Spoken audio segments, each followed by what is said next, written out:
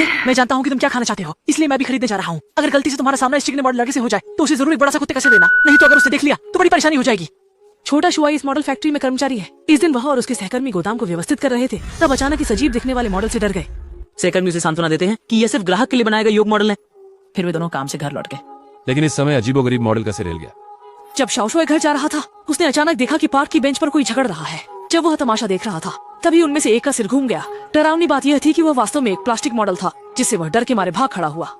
घर लौटकर जल्दी से संबंधित सामग्री देखी। उस पर लिखा था कि जो लोग उसके संपर्क में आते हैं वे भी धीरे धीरे प्लास्टिक के मॉडल में बदल जाएंगे। सौभाग्य से वह उन शरीरों को नहीं निशाना बनाएगा जिनकी रक्षा की जा रही है।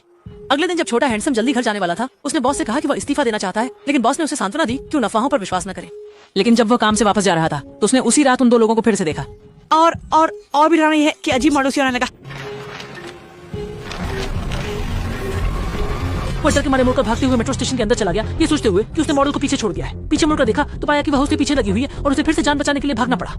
लेकिन कौन जानता था कि अगले ही पल अजीबोगरीब मॉडल अचानक एक मोड़ पर उसे रोक लेता है। शाओशाई डरकर उसे धक्का दे देता है, पर अनजाने में उसने मॉडल को छू लिया। जब वह भाग रहा था, उसने महसूस किया कि शरीर पर काबू नहीं रह रहा। उसने घबराकर अपने हाथों की तरफ देखा और पाया कि उसका शरीर धीरे धीरे प्लास्टिक में बदल रहा है। तभी एक और आदमी आकर कहता है, लीजिए कहानी खत्म।